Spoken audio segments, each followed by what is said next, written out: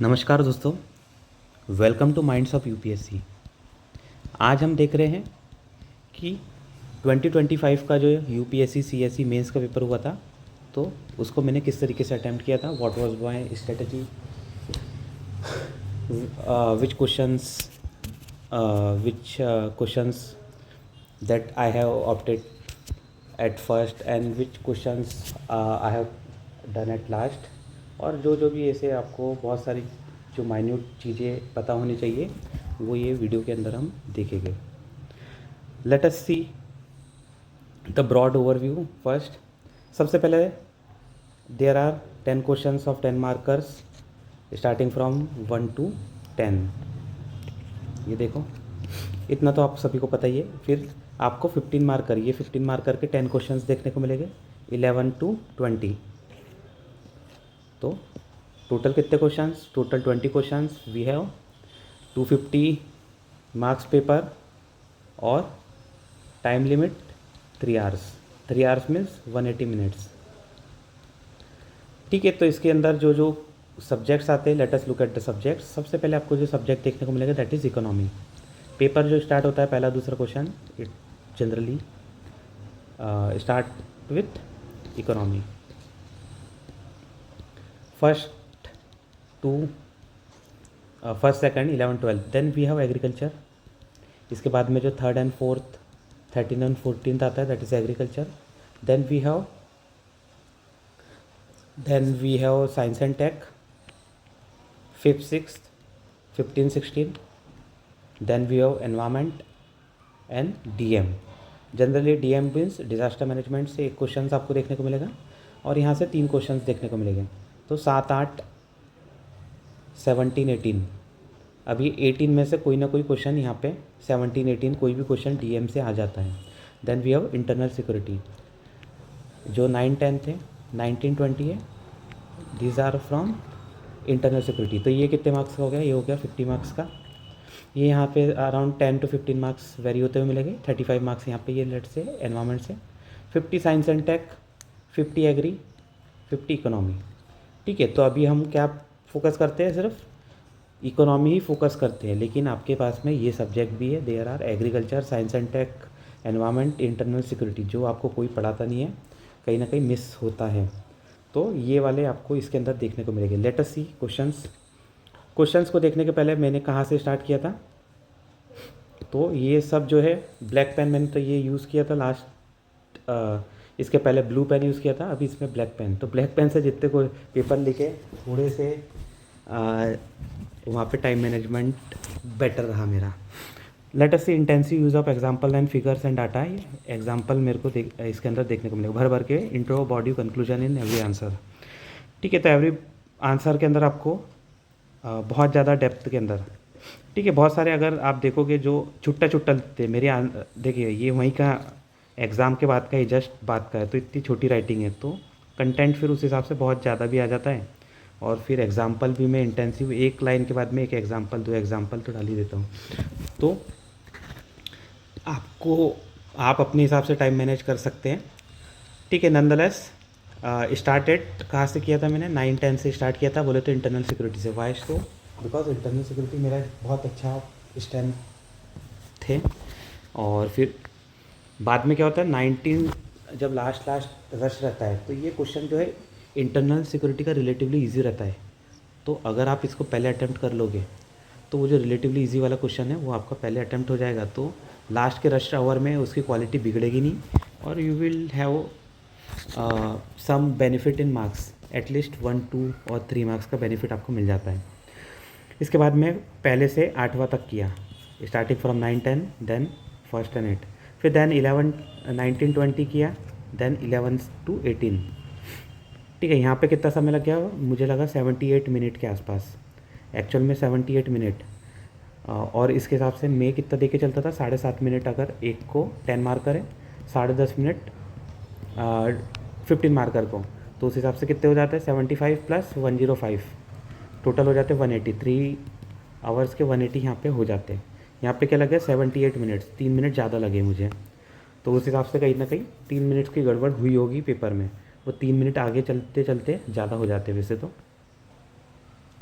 फिर ये है 4 जो है ये 46 मिनट में हुए, 46 बोले तो 11.5 मिनट पर क्वेश्चन, तो वापस से गड़बड़ हो गई। 18 question yet field 3 page same for 17 with optimum points. ठीक है, लास्ट के क्वेश्चंस के अंदर मुझे कितने थे, 6 to 7 मिनट्स ही थे। लेट अस सी कौन कौन से क्वेश्चंस क्या है, लेट अस सी। तो स्टार्टिंग मेरी कहाँ से हुई थी, 9th और 10th से। देन उसके बाद में 1 to 8 किया, देन वापस से कहाँ पे आ गया मैं, 19 पे आ गया, देन 20 पे आ गया। ओके, देन जो लास्ट वाला क्वेश्चन अटेम्प्ट किया था 18th वाला। अब ये जो है एनवायरनमेंट का क्वेश्चन है, पेरिस एग्रीमेंट का क्वेश्चन है, और मेरा बेस्ट ऑफ बेस्ट है, लेकिन फिर भी मेरे पास में टाइम नहीं था तो हो नहीं पाया। पंचामृत टाइगर टारगेट्स, ग्लासगो समिट्स के जो जितने भी टारगेट्स थे, फिर करंट डेवलपमेंट, INDC, CBDR जो भी है सब, और जो अभी लेटेस्ट में अपडेट होते रहते हैं, लेकिन स्टिल टाइम कम था, भरा तो है लेकिन फिर भी थोड़ा सा कहीं ना कहीं गड़बड़ हुआ है। Let us see the 9th question जहाँ से स्टार्ट हुआ था, terrorism is a global scourge, how has it manifested in India, elaborate with contemporary example, what are the counter measures adopted by the state. अब question देखो, it is एक point, यहाँ पे second point, third example चलो उसी में है, यहाँ पे तीसरा आ गया काउंटर मेजर्स। अब ऐसे क्वेश्चंस में क्या रहता है, हमारे पास में फ़ायदा हो जाता है। फ़ायदा क्यों हो जाता है, क्योंकि 3-4 क्वेश्चन आ गए 10 मार्क के अंदर। 10 मार्क बोले तो 2 पेज रहते हैं, 15 में 3 पेज रहते हैं। 10 मार्कर में वी हैव 2 पेज, यहाँ पे क्वेश्चन लिखा हुआ है, ये 30 पेज खाली है। अब इतने स्पेस में इंट्रो कंक्लूजन तो आ ही रहा है, प्लस ये 3 पॉइंट के अंदर डिवाइड हो गया, तो आप इसको ऐसा बॉक्स बना के पहले वाले को कर दो, सेकंड वन में ऐसा कर दो, थर्ड में ऐसा कर दो, तो उससे क्या होता है, क्लैरिटी आ जाती है सामने वाले के पास में। सामने वाला बोले तो एग्जामिनर के पास में। तो थोड़े से मार्क्स जो है, 1 पॉइंट लिख दिया, चलो 2 के बदले आधा 1 तो दे देगा, यहाँ पे आधा 1 आपको दे दिया, यहाँ पे आधा 1 दे दिया, आपने इंट्रो कंक्लूजन लिख लिया, आधा 1 दे दिया, टोटल कितने हो गए, 4 मार्क्स। 10 में से 4 बोले तो 250 में से 100 मार्क्स। ठीक है, कहीं ना कहीं बेस तो आपका बन ही चुका है यहाँ से, फिर वो 100 के ऊपर कितना खींचना है, क्या खींचना है, वो तो फिर फिगर डाला या जो भी है, वो खुद कितना खुश हो गया एग्जामिनर आपसे, उसके ऊपर डिपेंड करता है। Terrorism is a global scorch, एक वैश्विक महाविपत्ति है। तो बताओ भाई कैसे वैश्विक महाविपत्ति है, वो आपको बताना पड़ेगा। इंडिया में हो गया 26/11 से लेके तो 9/11 से लेके तो न्यू क्राइस्ट चर्च से लेके तो बट्टिकोला श्रीलंका के अंदर अटैक, फिर इसके साथ में वो भी लिख दिया मैंने, तो पेरिस के अंदर कौन सा, चार्ली हेब्डो तक के। तो ये जितने भी it shows that it is a global scourge. How has it manifested in India, India में कैसे मैनिफेस्टेड हुआ है, ये तो आप बता दो, कंटेम्प्रेरी एग्जाम्पल, पुलवामा, ये सब आपको पता ही है, मैं नहीं बताऊँगा। What are the counter measures, तो काउंटर मेजर्स आप तो पहले तो CC पहले जो है कंप्रहेंसिव डेफिनेशन ऑफ टेररिज्म होना चाहिए एट द यूनाइटेड नेशन, अभी तक तो कोई है ही नहीं। तो 1996 में जो इंडिया ने कन्वेंशन निकाला था उसके हिसाब से डेफिनेशन होना चाहिए। ये तो पहला universal ratification, there is not no good और bad terrorism, terrorism is terrorism. तो इस तरीके से ये तो पहला हो गया, यूनिवर्सल कंसेंसस वाली बात हो गई, पॉलिसी वाली।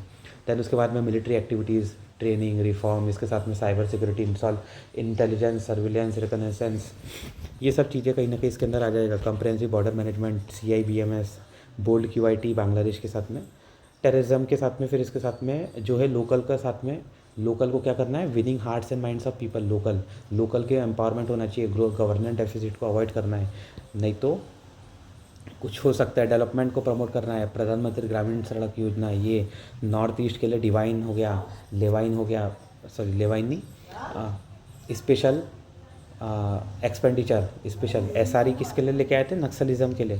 तो ये सब चीज़ें आपको देखने को मिलेगी, टेररिज्म को यहाँ पे कम करने की बात हो रही है। ठीक है, तो नक्सलाइट्स भी टेररिज्म करते, ऐसा नहीं कि नक्सलिज्म टेररिज्म नहीं करते या इंसर्जेंट टेररिज्म नहीं करते। टेरर जो फैलाए वो हो गया टेररिज्म। नक्सलिस्ट टेरर का भी यूज़ करते हैं और उनकी आइडियोलॉजी है कि वेल एस्टेब्लिश गवर्नमेंट को ख़त्म गिरा देना, हालांकि आइडियोलॉजिकली है लेकिन वो टेरर तो फैलाते हैं। तो उनका एग्जाम्पल लिखा तो कोई बुराई नहीं है। ऑल दो वी हैव सफिशेंट एग्जाम्पल। 1-2 चीज़ यहाँ पे शायद जो मिस हो रही है, जैश ए मोहम्मद, लश्कर तैयबा, इनका एग्जाम्पल शायद मैं भूल गया हूँ या लिखा नहीं है, या लिखा है याद नहीं आ पा रहा है। ठीक है, nonetheless the government of India 10th question recently stated that left wing extremism will be eliminated by March 2026। यहाँ पे दिया नहीं है मार्च, लेकिन मैं बता रहा हूँ। How to understand, what to understand by the LWE, how are the people affected by heat, what measures have been taken by the government. Easy question है, दे दो आप तो बत्ती जितनी दे सकते हो। ईजी क्वेश्चन आने वाला भी था और आ भी चुका है। Distinguish between H D I में इंडिया की rank 132.68।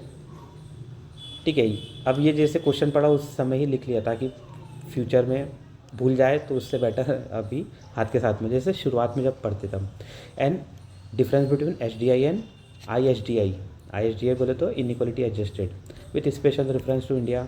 ISDI considered a better indicator of inclusive growth. Why? Because inclusivity हमारे पास में क्या है, 10% पॉपुलेशन के पास में 73% वेल कॉन्सेंट्रेटेड है, बॉटम 50 के पास में 6% है, इनइक्वालिटी किल्स।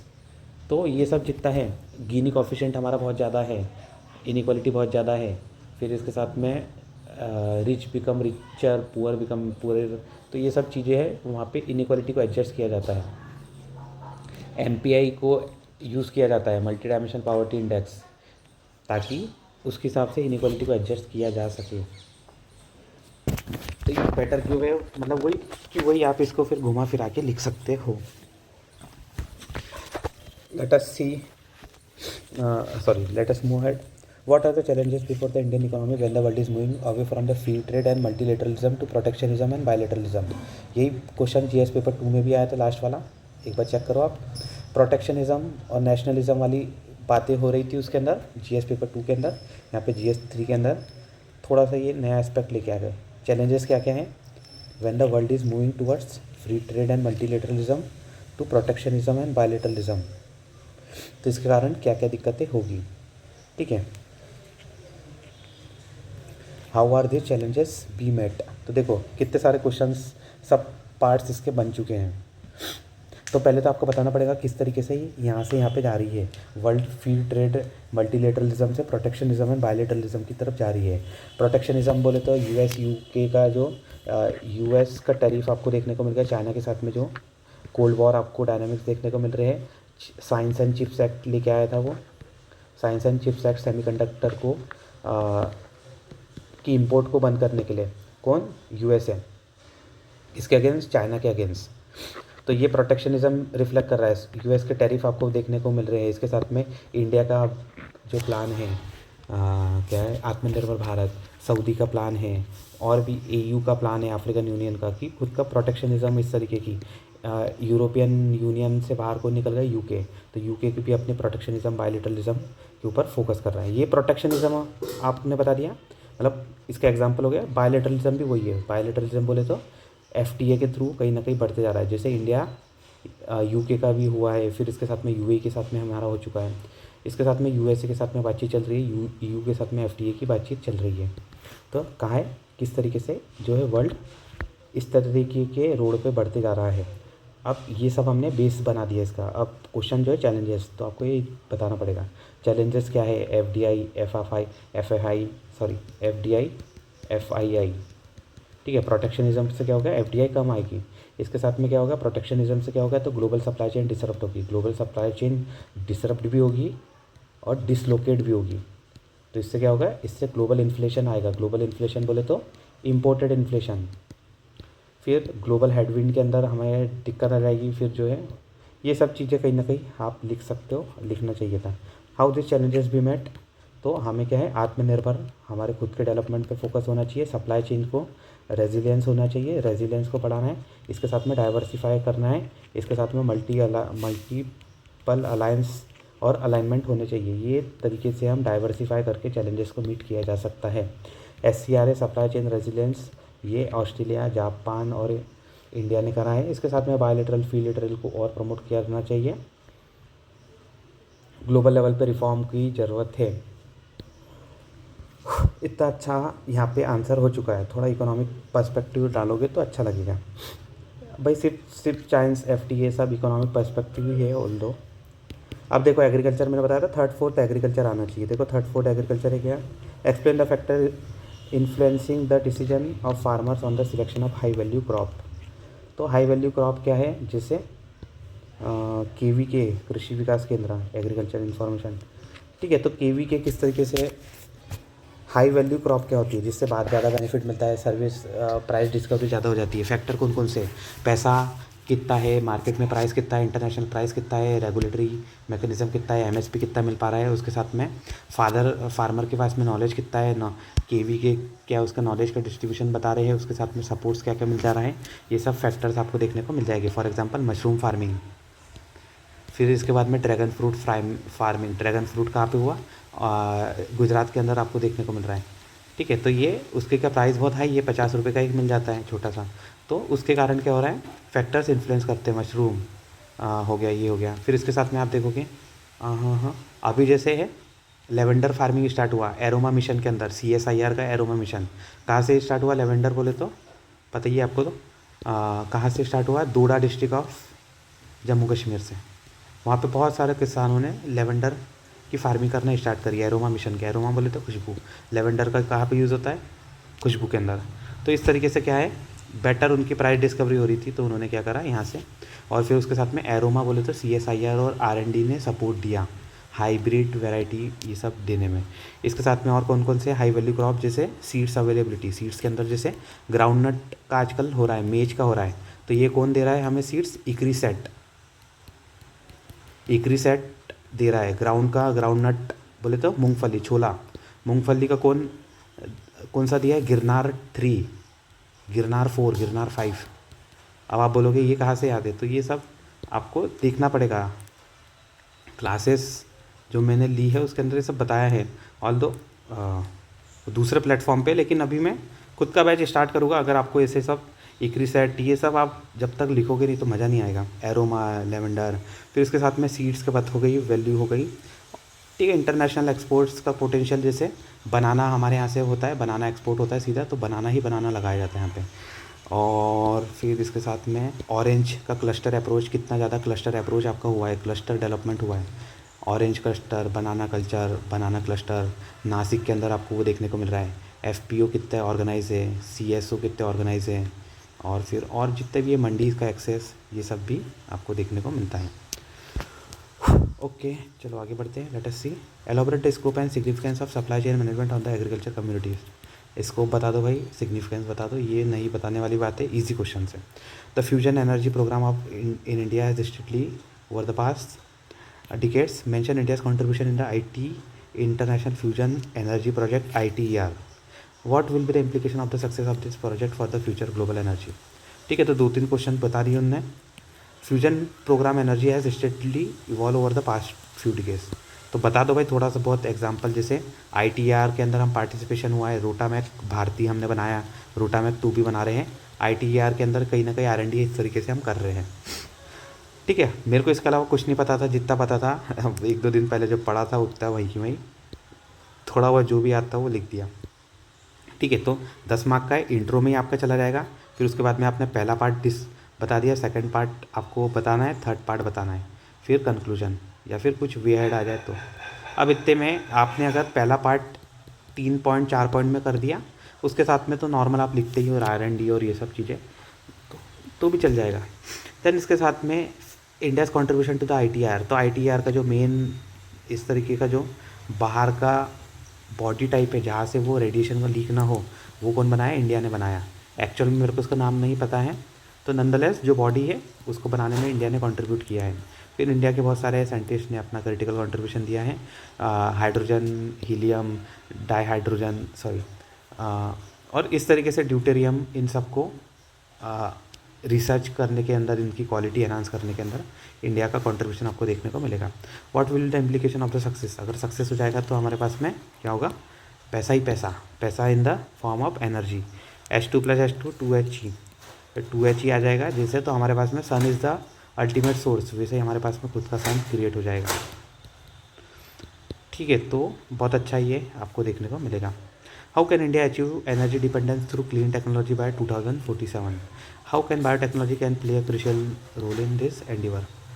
तो अब India achieve economic energy dependency through clean technology by, how can, किस तरीके से कर सकता है, तो इस तरीके से कर सकता है, रिन्यूएबल पे फोकस करो, ठीक है, डीकार्बनाइजेशन करो, फिर फाइनेंशियल सपोर्ट दो, पॉलिसी सपोर्ट दो, इस तरीके से करते जाओ। Financial support, policy support, renewable को पुश दो, फिर R&D को प्रमोट करो।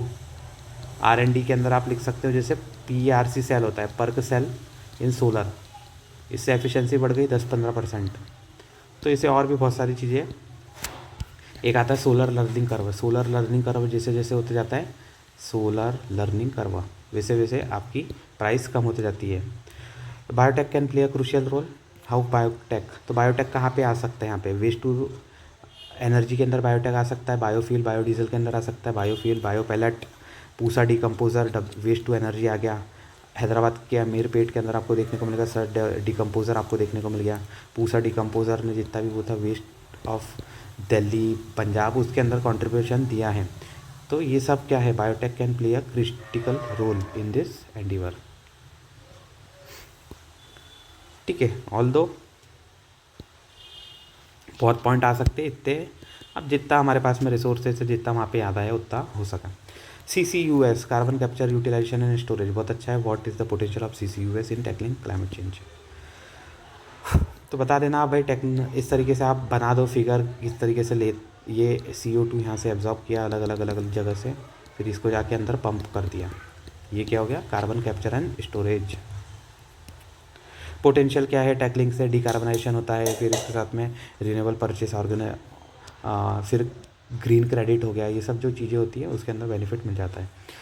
और फिर ऑफकोर्स जो है नेट जीरो का टारगेट हो गया, वो सब चीज़ें हो रही है। Sea water intrusion in the coastal aquifer as a major challenge. What are the causes of sea water intrusion and remedial measures? ठीक है, तो अब ज़्यादा नहीं बताऊंगा इसके अंदर। सी वाटर आपको सबको पता है, गोश्त फॉरेस्ट इंडिया में गुजरात के अंदर आपको देखने को मिलेगा।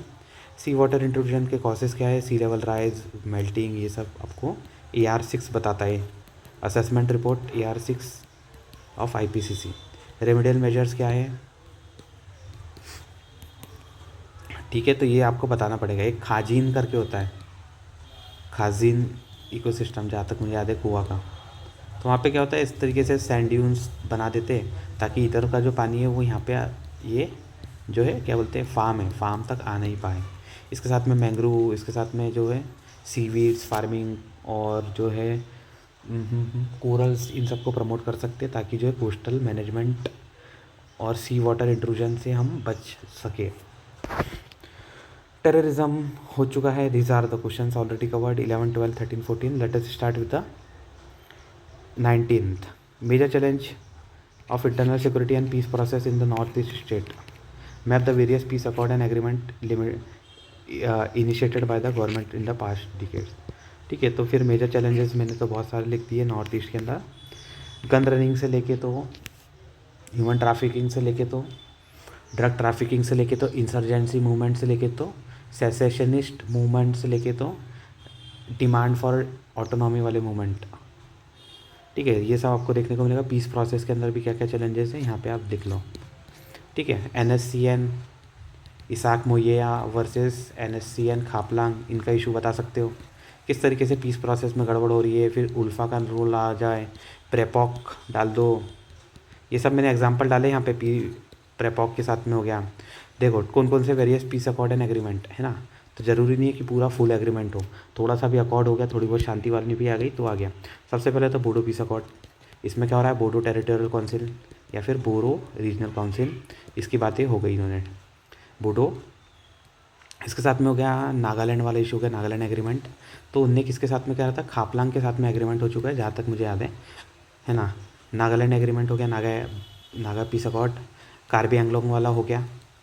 फिर इसके साथ में ब्रू के साथ में ब्रू वर्सेस रियांग का इशू चल रहा है त्रिपुरा के अंदर, तिपरालैंड वाला, उसका इशू भी कहीं ना कहीं सॉल्व हुआ था। कोई ना कोई अकॉर्ड तो कर, रोज़ बातचीत होती रहती है, कुछ ना कुछ अकॉर्ड तो होता ही है। ब्रू एंड रियांग वाला आ गया। फिर इसके साथ में मणिपुर का आ गया, मणिपुर का आ गया मीतीज़ वर्सेस डैश क्या है, मीतीज़ वर्सेस नागास और मीतीज़ वर्सेस मिशमीज़, नहीं सॉरी, हाँ जो भी है ये सब आपको देखने को मिल जाएगा कहाँ पे, मणिपुर के अंदर। तो ये सब आपको नाम लिखना है, इतने ज़्यादा आपको देखने को मिल गए। चाहो तो गोरखालैंड भी चाहो तो लिख सकते हो। Maritime security vital to India trade, why, because 7516 6.6 kilometre की हमारे पास तो इंटरनेशनल मैरीटाइम बॉर्डर है। तो गड़बड़ होती है सी ट्रेड के अंदर। और discuss maritime and coastal challenges and the way forward. तो मैरीटाइम एंड कोस्टल, मैरीटाइम अलग हो गया, कोस्टल अलग हो गया, दोनों का सिक्योरिटी आपको चैलेंजेस बताना है एंड वे फॉरवर्ड।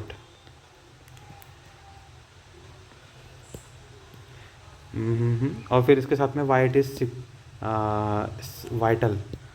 वाइटलनेस।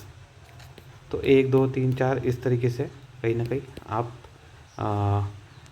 मतलब मैंने किया है। इजीली हो सकता है, ऐसा बताने वाली बात नहीं है आपको। अगर आता है तो एक बार मेंशन करिए, कमेंट करके बताइए क्या क्या इसके अंदर पॉइंट्स आ सकते हैं मैरीटाइम सिक्योरिटी से रिलेटेड।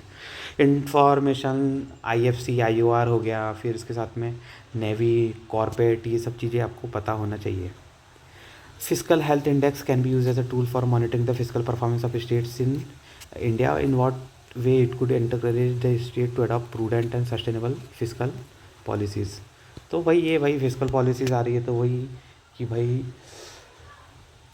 बजट मैनेजमेंट, ये सब चीज़ें आ जाएगी। किस तरीके से एक्सपेंडिचर हम कंट्रोल कर सकते हैं, रेवेन्यू के रिसोर्सेज को कर सकते हैं, रेवेन्यू डिफिसिट को जीरो करना है हमें, प्राइमरी को कम करना है, फिजिकल को कम करना है, एक टारगेटेड FRBM के अकॉर्डिंग काम करना है। इसके साथ में जो है 15 फाइनेंस कमीशन का भी टर्म ऑफ रेफरेंस आया था। इसके साथ में 15 फाइनेंस कमीशन की भी रिकमेंडी थी कि अगर स्टेट को 0.05% 3% तक के वो स्टेट जीडीपी का लोन ले सकते हैं। अगर 3% से एडिशनल उसको लेने जाना है तो 0.5% चाहिए। अगर एडिशनल हम देंगे मतलब ले सकते हैं वो, लेकिन उसके लिए क्या होना चाहिए, पावर सेक्टर में रिफॉर्म चाहिए। और फिर एक पर्टिकुलर 4-5 चीज़ें उन्होंने बताई थी, इसके हिसाब से अगर वो रिफॉर्म ले लेंगे तो उनके पास में कहीं ना कहीं वो ले सकते हैं। तो रिफॉर्म बेस आपको यहाँ पे क्या मिल रहा है, फाइनेंस कहीं ना कहीं। तो अभी डायरेक्ट इसका लिंक नहीं होगा, लेकिन इसको हम लिंक करा देंगे किस तरीके से यहाँ पे शिफ्ट हो रहा है as a tool for assessment. तो ये इससे क्या रिफ्लेक्ट हो रहा है, physical health index. Physical health index से हम समझ पाएंगे कि क्या उसके पास में डेप्थ सस्टेनेबिलिटी की है एबिलिटी, डेप्थ सस्टेनेबिलिटी, उधार जो है सस्टेनेबल है या नहीं है। फिर रेवेन्यू के रिसोर्सेज क्या है, एक्सपेंडिचर के रिसोर्सेज क्या है, मेन तो यही चीज़ है। और physical responsibility and budget management है कि नहीं है। ऐसा ना हो कि आज आप बहुत उधार ले लो, आने वाली जनरेशन पे उसका वो बर्डन रहे। Discuss the rational of PLI तो कितने सारे 12+ सेक्टर में है। व्हाट आर इज अचीवमेंट, तो भाई अचीवमेंट तो बहुत खतरनाक हमारे पास में है। देखो 15 बिलियन ESDM सेक्टर के अंदर मोबाइल हमने एक्सपोर्ट कर दिया फाइनेंशियल 23-24 के अंदर। मैन्युफैक्चरिंग हमारा 450 बिलियन के ऊपर जा चुका है। इस तरीके से हम देखोगे प्रोडक्शन लीन के अंदर। इसके साथ में PLI आपको पता होना चाहिए, ACC बैटरीज़ के अंदर है, PLI ड्रग्स के अंदर है, मेगा ड्रग पार्क के अंदर, मेगा ड्रग्स के अंदर है, मेगा ड्रग पार्क, हाँ। PLI काय के लिए है, API के लिए PLI है, PLI काय के लिए है, फूड इंडस्ट्री के लिए PLI है, PLI काय के लिए, PLI ESDM सेक्टर के लिए, मोबाइल के लिए है, PLI गुड वाइट गुड के लिए है। तो देखो कितने सारे आपको नाम यहाँ पे बता दिए मैंने, ठीक है। अब इतने की ज़रूरत नहीं है, लेकिन आप जहाँ पे जितने आपको भर सकते हो वहाँ पे भर दो। अब नॉर्मल लाइन मत लिखो, नॉर्मल लाइन लिख के वहाँ पे लिख दो PLI इन API, ठीक है। क्वेश्चन PLI है तो PLI का ही यूज़ करो ना भाई। What are its achievement, in what way functioning and outcome be improved. तो वही है PLI की फंक्शनिंग को किस तरीके से इम्प्रूव किया जा सकता है। और अचीवमेंट क्या क्या है, अचीवमेंट हमने ये बता दिया किस तरीके से हमारे यहाँ पे जो है मैन्युफैक्चरिंग का जो टारगेट हमें करना है 16 से 25% ऑफ मैन्युफैक्चरिंग लेके जाना है। अभी हमारे पास में क्या है, अभी हमारा जो GDP में कंट्रीब्यूशन है 25% है मैं सेकेंडरी सेक्टर का। अब सेकेंडरी में क्या आता है, मैन्युफैक्चरिंग भी आता है, कंस्ट्रक्शन भी आता है, और भी माइनिंग वगैरह भी आता है, माइनिंग भी आता है। माइनिंग सेकेंडरी में according to eco survey. Construction का 7-8 आ जाता है, जहाँ तक है 16, यहाँ पे 7, ये 2-3 ऐसा कुछ, तो ये 25-26 के आसपास आ जाता है। तो हमें क्या करना है, सिर्फ मैन्युफैक्चरिंग को ही यहाँ पे 15-16 से कहाँ तक लेके आना है, 25 तक लेके आना है। ये किसका है, PLI का टारगेट है, मेड इन इंडिया वाला जो एस्पेक्ट है। इससे क्या हो रहा है, दोनों को फ़ायदा होता है, जो बनाता है उसको भी फ़ायदा, लोगों को तो फ़ायदा हो ही रहा है। होम फिर वो जो नेशनलिज्म वाली भावना है, self sufficiency, supply chain resilience, diversification, जितनी सब बातें हो गई, फंक्शनिंग आउटकम, ये सब आप देख लेना। नहीं, हाँ, ये सब आप अचीवमेंट हमने बता दी। फंक्शनिंग आउटकम को हाउ कैन बी इम्प्रूव्ड, तो भाई ईजी है, इम्प्रूव किस तरीके से कर सकते हैं। PLI जो है उसके अंदर PLI के अंदर रोल रिस्क प्रोफाइलिंग का कॉन्सेप्ट हो सकता है। इसके साथ में जो है फिजिकल सपोर्ट और हो सकता है। फिर इसके साथ में an bolstering of production link है ना, bolstering of parameters, regulatory parameters, for example जैसे transparency for the additional output. इस तरीके से कोई यूनिफॉर्मिटी, इस तरीके से करके हम आउटकम को बढ़ा सकते हैं। नेक्स्ट है examine the factor responsible for ground water depletion, water is step taken to mitigate such depletion. बहुत अच्छा है भाई, खतरनाक क्वेश्चन, ये तो आ गया सीधे। डिप्लीटिंग ग्राउंड वाटर हमारे पास में कितना था पहले, पहले कितना था, 2000 मीटर क्यूब पर CC, सॉरी पर कैपिटा। अभी कितना हो गया, 1450 के आसपास हो गया।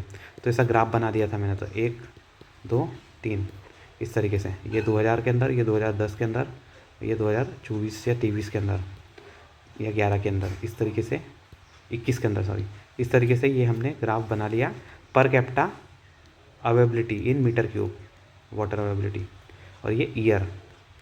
तो यहाँ पे हमने बता दिया किस तरीके से डिप्लीटिंग हो रहा है ग्राउंड वाटर। एक हो गया चीज़ें, इंट्रो तो लिखा ही था, वाटर डिप्लीटिंग ग्राउंड वाटर का क्या लिखा मैंने, इंट्रो याद नहीं आ पा रहा है।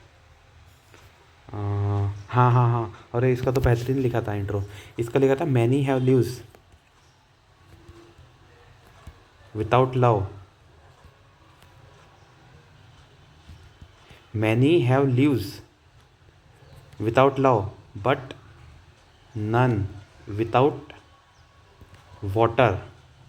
बहुतों ने अपना जीवन बिना प्यार के गुजार दिया है, लेकिन ऐसा कोई भी नहीं है जिसने बिना पानी के अपना जीवन गुजारा है। WH ऑर्डन्स, ठीक है, कहीं देख के नहीं बोल रहा हूँ, ये सब अंदर इम्बाइब है। तो ये वहाँ पे फिर यूज़ कर लिया, ठीक है। अब ये यूज़ कर लिया, फिर इससे रिलेट कर दिया कि how the water has been critical, और इस तरीके से हमारे पास में डिप्लीटिंग ग्राउंड वाटर होते जा रहा है। तो यहाँ पे ये फिगर बना दिया अकॉर्डिंग टू के सर्वे। फैक्टर्स क्या क्या रिस्पॉन्सिबल है, फैक्टर्स तो बहुत सारे आपको पता ही है, पॉलिसी से लेके रेगुलेशन से लेके, तो माइंडसेट वाला हो गया। पॉलिसी बोले तो पंजाब की पॉलिसी फार्मर्स के लिए, और फिर जो फ्री इलेक्ट्रिसिटी होता है तो धड़ाधड़ हो जाता है। इको सर्वे क्या बोलता है, 13% आज भी स्टेट गवर्नमेंट क्रिटिकल आपको ग्राउंड वाटर रिसोर्सेज देखने को मिलेंगे, 13% क्रिटिकल हो चुके। What are the steps taken, बहुत ही बेहतरीन स्टेप्स। तो फिर अनलिमिटेड, जैसे पंजाब ने क्या लाया, पंजाब ने वो सीज़न लेके आ गए कि आप इसके पहले पैडी नहीं डाल सकते, नहीं तो लोग क्या करते हैं, मई जून में ही पैडी डाल देते, पैडी डाल दिया, सीडलिंग कर दी, मतलब पानी की ज़रूरत पड़ेगी। लेकिन अभी क्या करना है, उन्हें सीडलिंग कब लगाना है, जब मानसून स्टार्ट हो जाएगी। तो इससे क्या हो रहा है, पानी की ज़रूरत नहीं पड़ेगी। नहीं तो पानी कहाँ से ला रहे थे, पानी ग्राउंड वाटर से ही लाते फिर। तो ये थोड़ा सा पॉलिसी लेवल पे सपोर्ट कर दिया। फिर इसके साथ में हर घर जल, हर नल जल, ये वाला जो स्कीम है जल जीवन मिशन, इसके अंदर भी गवर्नमेंट सपोर्ट कर रही है। फिर इसके साथ में जो है डिप्लीटिंग ग्राउंड वाटर, इसके साथ में वाटर हार्वेस्टिंग स्ट्रक्चर की बात हो रही है। फिर इसके साथ में वाटर हार्वेस्टिंग के साथ में सोक पीट की बात हो रही है। इसके साथ में कौन सी सिटी की हो रही है, स्पॉन्ज सिटी की कॉन्सेप्ट हो रही है। ब्लू ग्रीन इंफ्रास्ट्रक्चर की बात हो रही है। ग्राउंड वाटर को मैनेजमेंट की बात हो रही है। एक्वीफर रिचार्ज की बात हो रही है, एक्वीफर रिचार्ज और बायोस्वेल्स और ये सब फॉर्मेशन की बात हो रही है। सोक पीट का तो फिगर भी बना दिया था। इसके साथ में ट्रेडिशनल हार्वेस्टिंग स्ट्रक्चर को रीएस्टेब्लिश करने की बात हो रही है। मिशन काकतिया ऑफ कहाँ का है, मिशन काकतिया तेलंगाना का। उसके साथ में एक और है दूसरी जगह का। तो ऐसे बहुत सारे लिखे। फिर ट्रेडिशनल वाटर स्ट्रक्चर लाइक खादीन का फिगर बना दिया ऐसा, यहाँ पे पानी स्टोर कर लेते हैं। तो ये खादीन जो मतलब रुकावट राजस्थान के अंदर, तो ये जितना भी है यहाँ पे आपको सॉल्यूशंस देखने को मिल गए, ठीक है। फिर उसके बाद में मीर शाह की कमेटी का रिकमेंडेशन डाल दिया कि comprehensive water management is needed. Examine the scope of food processing industry in India, elaborate measures taken by the government in this regard. तो मेजर्स में तो PLI आ जाएगा सबसे पहले तो। फिर उसके बाद में PLI के अलावा mega food park, cluster development approach. फिर इसके साथ में है कलेक्शन सेंटर और ये सब चीज़ों को मेगा फूड पार्क के अंदर कलेक्शन सेंटर, ये सब सेंटर फर्स्ट ये सेंटर ये सब मैंने बता दिया। फॉर एग्जांपल कहाँ पर है, अवंती है कहाँ पर, हाँ हाँ देवास एमपी के अंदर है। ठीक है, फिर इसके बाद में मेगा फूड पार्क आ गया, फिर इसके साथ में मेरीन फूड पार्क भी आपको देखने को मिलेगा। Marine food park, marine park ये आपको कहाँ पे देखने को मिलेगा, गोदावरी डिस्ट्रिक्ट के अंदर देखने को मिलेगा। फूड प्रोसेसिंग इंडस्ट्री का किस तरीके से और बढ़ाया है, तो इसके साथ में और है, हाँ एस से कौन सी स्कीम आती है, संपदा, हाँ पीएम संपदा योजना। फिर इसके साथ में किसान क्रेडिट कार्ड, ये सब चीज़ें कहीं ना कहीं एफसीसी को प्रमोट कर रहा है। स्कोप क्या क्या है, तो 535 बाय 2025-26 हो जाएगी ये। इसके साथ में बहुत सनराइज सेक्टर है, इसके साथ में एनवायरमेंटल अपॉर्चुनिटीज़ हैं, कंजप्शन देखने को मिल रहा है, मिडिल क्लास का राइज हो रहा है, तो स्कोप अपने पास में ऑलरेडी बहुत सारा है। इसके साथ में आज भी हमारा कितना है, 2% of fruits and 3% of vegetable, ऐसा कुछ हमारा सिर्फ फूड प्रोसेसिंग का एस्पेक्ट है। इसके अलावा फूड प्रोसेसिंग होता नहीं है फ्रूट्स इसके अंदर। सीरियल्स में भी 8-10% ही है, तो भाई इतने हमारे पास में अनलिमिटेड है। R2C ready to eat, ready to cook, R2C R2E की डिमांड बढ़ते जा रही है, मिडिल क्लास का राइज हो रहा है, पैसा बहुत है लोगों के पास में, इस तरीके से ये सब चीज़ें हो रही है।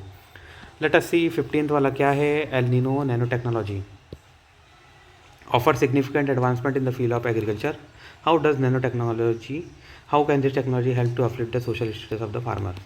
ठीक है, तो सिग्निफिकेंट एडवांसमेंट ये सब बता दो भाई, नैनो यूरिया, नैनो डैप, फिर वो सब सीड्स के अंदर मैंने गिरनार वगैरह तो बता ही दिया, वो सब जो पहले बताया था, जीन एडिटिंग, जीन साइलेंसिंग, मॉन्सेटो वाला जो है कहीं ना कहीं कंट्रीब्यूशन हो रहा है। How this technology help to uplift the social economic status of farmers, तो गड़बड़ होती है, मतलब सॉरी, इससे बहुत फ़ायदा हो रहा है, किस तरीके से जो है प्रोडक्टिविटी बढ़ जा रही है। फॉर एग्जांपल जैसे पुन्नगई तमिलनाडु एग्रीकल्चर यूनिवर्सिटी, ये लिखा मैंने, पुन्नगई शुगर केन, पुन्नगई नाम है शुगर केन का, तमिलनाडु एग्रीकल्चर यूनिवर्सिटी ने बनाया है।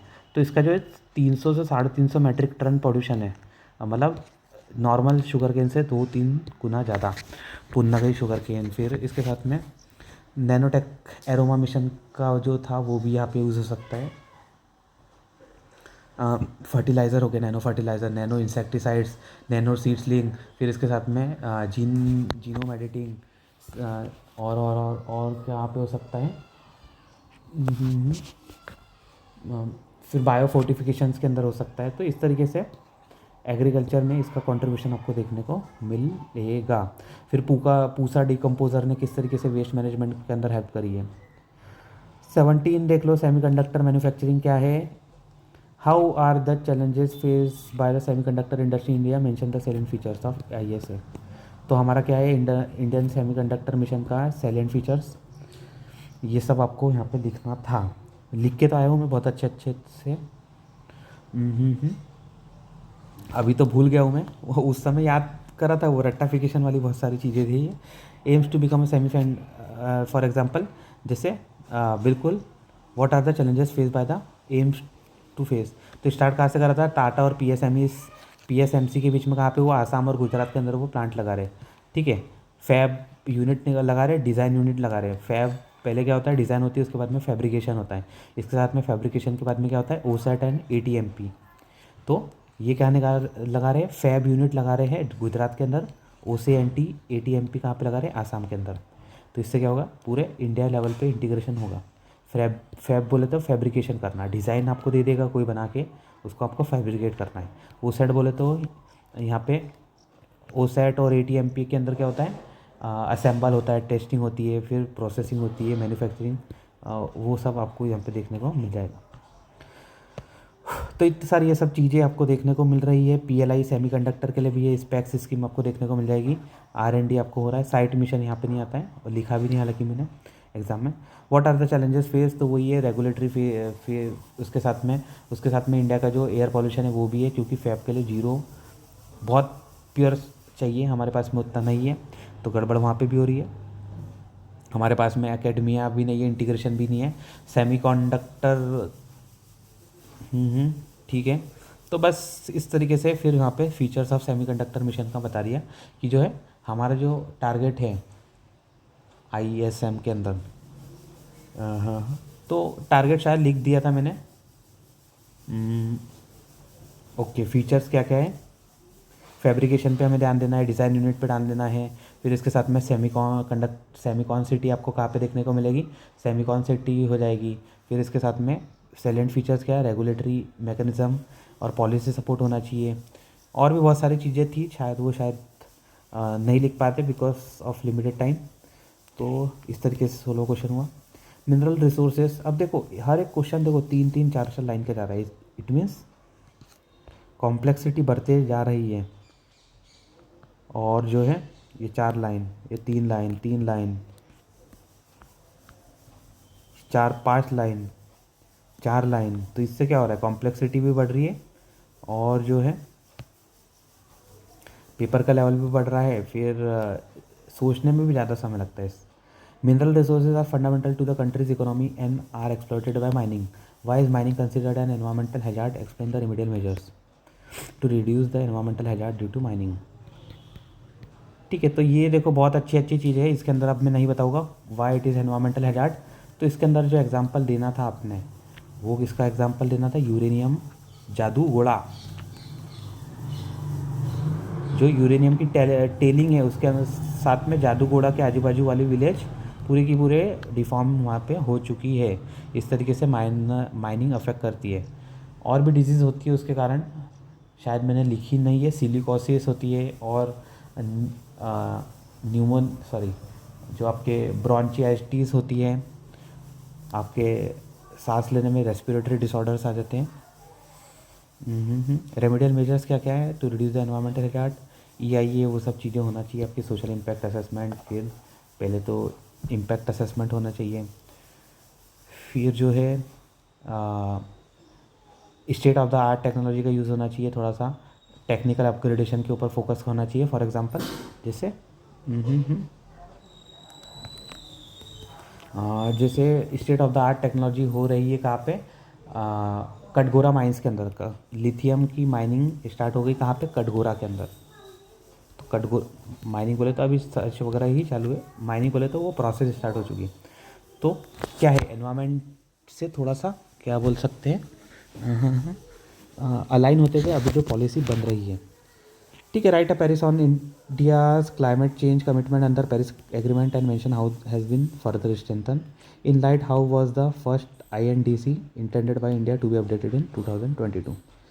ठीक है, तो इसको लगाओ भाई, पेरिस एग्रीमेंट के क्लाइमेट का हमारा टारगेट कितना अचीव हो चुका है, कितना अचीव हो चुका है, तो भाई बहुत सारा अचीव हो चुका है।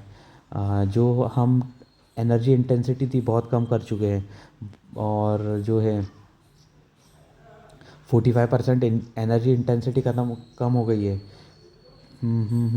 फिर इसके साथ में जो है एरिया भी हमारा बड़ा है, कार्बन स्टॉक भी बड़ा है। इसके साथ में और क्या है, कमिटमेंट के अंदर और क्या आएगा पेरिस के कमिटमेंट के अंदर, हाँ रिन्यूएबल के अंदर हमने बढ़ाया है, सोलर विंड ये सब चीज़ों का हो गया। और फिर है नॉन फॉसिल पे प्रमोशन होते जा रहा है। तो इस तरीके से पेरिस कमिटमेंट आपको रिव्यू कर दिए हमने यहाँ पे। Mention how have been strengthen at COP26 बोले तो ग्लासगो समिट। COP26 के अंदर ही 95 आपको टारगेट देखने को मिलेंगे, नेट जीरो बाय 70। और फिर जो कार्बन स्टॉक है वो इतना करना है, रिन्यूएबल 450 हो गया, 500 हो गया, इस तरीके से 450 यहाँ पे कर दिया। यहाँ पे 275 था, यहाँ पे 450 हो गया। फिर यहाँ पे वो वापस से आए तो यहाँ पे 500 कर दिया उन्होंने, 500 गीगावाट।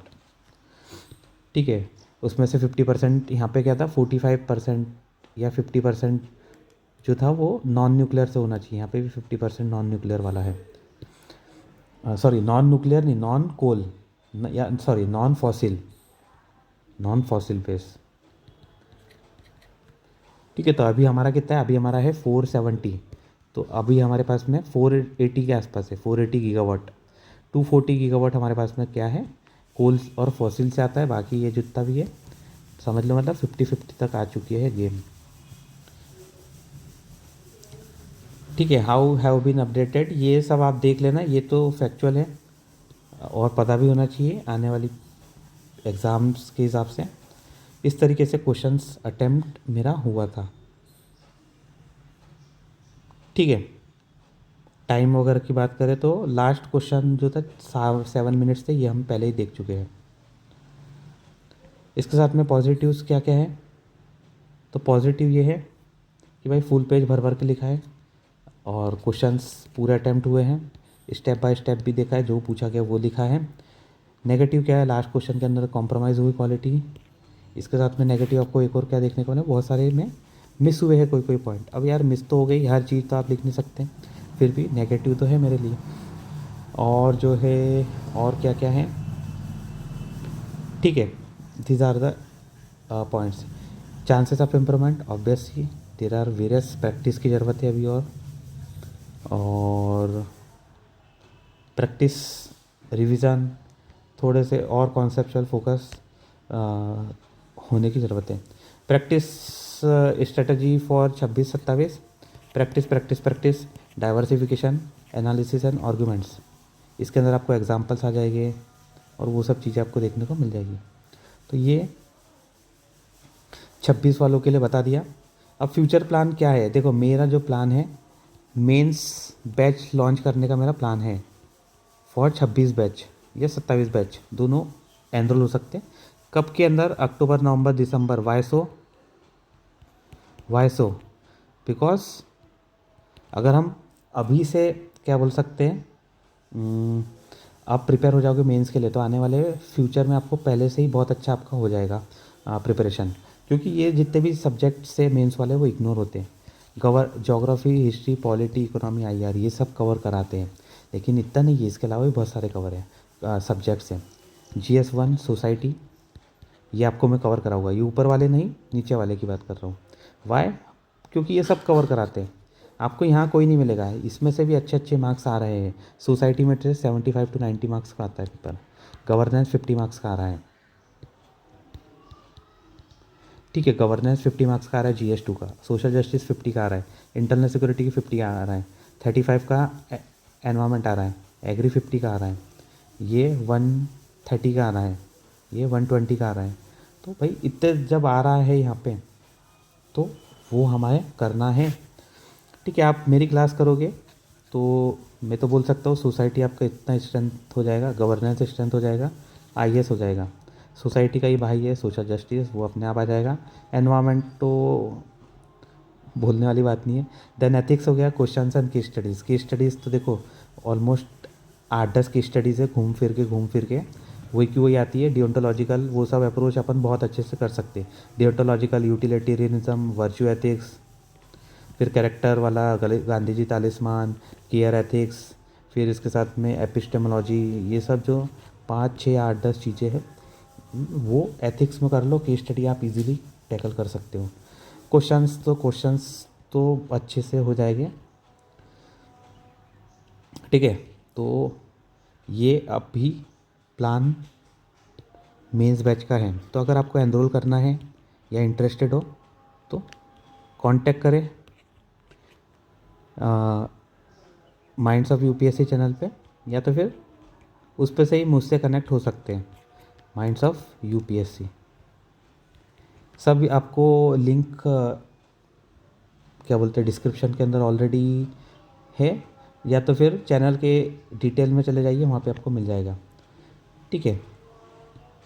और इतना गारंटी दे सकता हूँ, पढ़ोगे तो फिर आपको नोट्स वोट्स तो सब यहीं दे दूँगा मैं, कोई ज़रूरत ही नहीं है नोट्स वोट्स एडिशनल की। थोड़ा बहुत करंट अफेयर अपडेट करना पड़ सकता है, 80 to 90% यहाँ से हो जाएगा, ठीक है। और बेसिक के ऊपर फोकस किया है, जितना ज़्यादा बेसिक्स रहेगा उतना ज़्यादा आपका स्ट्रेंथ आपकी बढ़ते जाएगी, उतनी ज़्यादा स्ट्रेंथ आपकी बनेगी। तो these are the aspects which I want to convey mains batch के रिगार्डिंग। ये सब आपने देख ही लिया और आप अभी मेरा एनालिसिस देख रहे हो, तो अच्छा लगे, कनेक्ट हो पा रहा है, तो कहीं ना कहीं यू कैन ज्वाइन, या फिर ठीक है ज्वाइन तो होना चाहिए। लेट अस सी, ठीक है, आज के लिए इतना ही। ये देख लीजिए GS3 है, अभी इसके बाद में GS4 का भी आपके पास में लेक्चर्स है, यूट्यूब पे देख लेना GS4, उसको भी एनालिसिस मैं अभी करूँगा और अपलोड कर दूँगा। ऐसे का ऑलरेडी है, GS1 का ऑलरेडी है, GS2 का ऑलरेडी है, ये GS3, फिर GS4 आ जाएगा। तो सब आप देख लो एक ही बार में, पूरा की पूरा आपका बेस बन जाएगा, ठीक है। तो आपको जो पढ़ाते हैं वो पेपर 4-4 5-5 साल से नहीं दिए हैं। मैं 4-4 5-5 साल से पेपर दे ही रहा हूँ। तो मैं लाइव लिख के आया हूँ, तो ज़्यादा जो है मुझे लगता है कि आपसे कनेक्ट हो पाऊँगा, क्या है क्या नहीं है। ठीक है, हवाबाजी करने वाले करते हैं, लेकिन क्वालिटी पे फोकस होना चाहिए। आंसर्स में क्वालिटी आना चाहिए, एग्जांपल्स आने चाहिए, एनालिटिकल पार्ट्स आना चाहिए। पार्ट्स तो वो सब अपन देखेंगे क्लासेस के अंदर। This all for today. किसी को कोई डाउट हो कमेंट में लिखो, आओ करो बात, करते कुछ अच्छा करेंगे, बहुत अच्छा करेंगे। This all for today, thank you.